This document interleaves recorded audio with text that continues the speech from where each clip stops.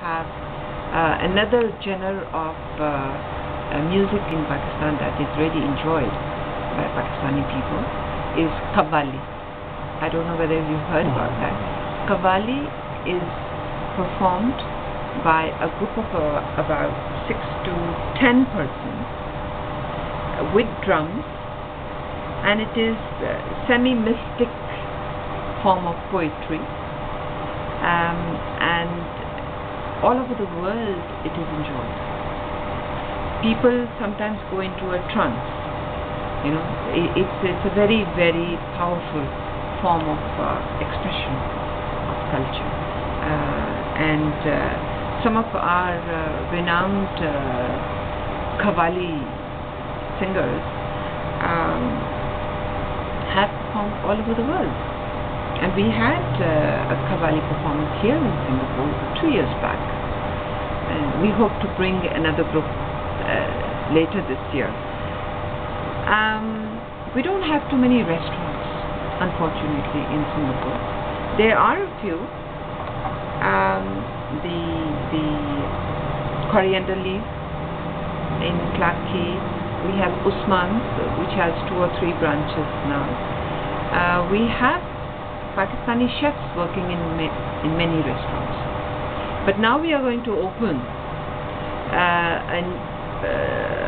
another restaurant in Singapore, which it's called the Barbecue Tonight, which is a chain within Pakistan, and this is the first time that we are going to bring the brand abroad. After we open this restaurant, and it is the initiative of one of the Pakistanis here who's been living here, Mr. Mehdi, and they are going to, I think it will be launched next month. And this will give us the taste of Pakistan's barbecue, immensely popular in Pakistan, all over. And after Singapore, they plan to open in Malaysia also. If you'd like to talk about the business opportunities. Yes. I think we have had a very robust ongoing business cooperation, trade relations between Pakistan and Singapore. And Singapore invested about $2 billion in various big projects in Pakistan. As far as companies are concerned, big companies look at projects in other countries, perhaps through the government-to-government ties. But among the private sector, I have noticed that there has been a lot of interaction, because many people from here are going to Pakistan on business visa, exploring opportunities with SME also, and many businessmen come here. I'd like to say that sometimes, when we are exporting fruit, it is seasonal. On the Chinese New Year, Pakistani kinos, which are the mandarin types, are they become very popular here. A lot of it is imported from Pakistan to be exchanged and given as gifts during the Chinese New Year. During the mango season, many companies in Singapore order mangoes in bulk to get and to share the mangoes with their clientele. The Mustafa store, which is a very which gets things from all over the world, also has a lot of Pakistani stuff on its shelf, and they are going to open a restaurant on the rooftop, which will depict Pakistani, Central Asian food, and Pakistani Chinese food. Is there Pakistani Chinese food in Pakistan? Yes. Why do we call it Pakistani Chinese food? You know, we have had a sizable Chinese community in Pakistan. Is it organic? The Chinese community in Pakistan, is it part of the history where the Chinese have migrated to Pakistan, or? I would say I think many Chinese came looking for business opportunities. They're basically in Karachi being the first. Yes, and they are mainly in shoe business, restaurant business, and saloon, fashion business, and they're very popular. So the restaurants, they gradually adapted to the Pakistani taste. So Chinese food has acquired a Pakistani taste. So that's a very unique blend of China-Pakistan cuisine. And Mustafa is going to introduce that. He's already hired about 4 chefs from Pakistan, and they're going to inaugurate it next month, and it will be a big event. And I'm very happy about this development. So it reinforces our,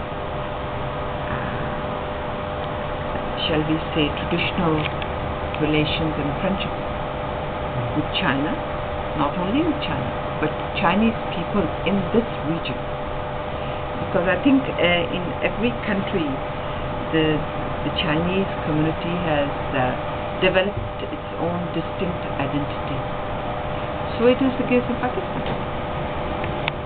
And I remember when I was in school, we used to go to the Chinese shoe shops for handmade shoes, made to order handmade shoes, and it was they used to be so comfortable. Even now we have a couple of shops where still they make handmade shoes.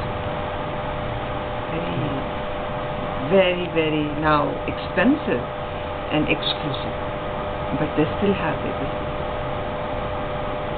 So business opportunities are there. What we want the business community in Singapore to do is to visit, to explore the opportunities. After the floods, we have not only the agriculture sector to be brought back onto the mainstream, we also have houses to be constructed, roads to be made, electricity grids to be reconstructed, schools, hospitals, clinics. The whole infrastructure that had been destroyed during the floods has to be rebuilt. And I think there is a great opportunity for real estate and construction companies in Singapore to look at this opportunity. And that's usually between the government to business. It can be through government, but it can also be through private companies, because naturally the government will not be able to and has not been able to take on this gigantic job. There are several organizations working in Pakistan, including the civil society organizations, in helping to reconstruct the houses. Of course, infrastructure has to be built through the government.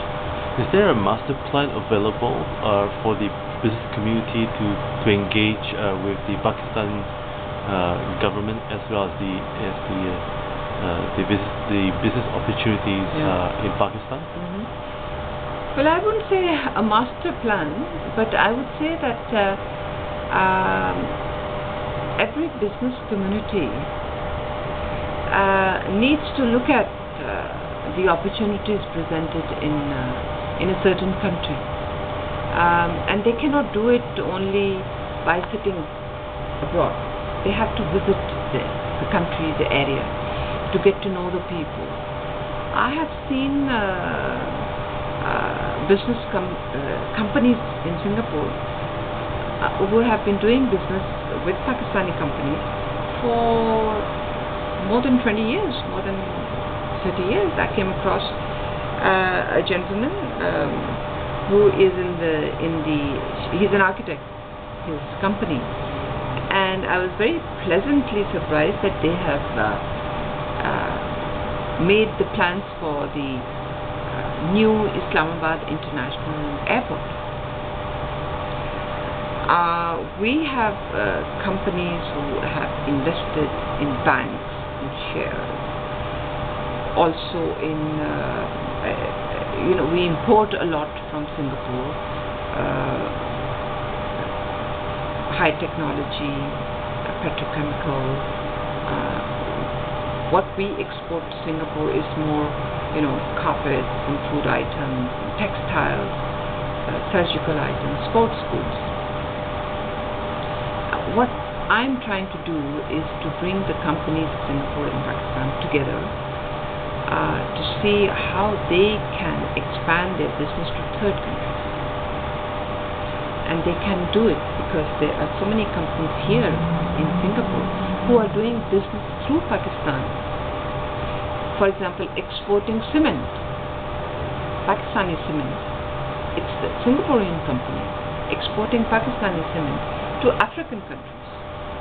So there are limitless opportunities that we can explore. Well, thank you, Your Excellency. Thank you.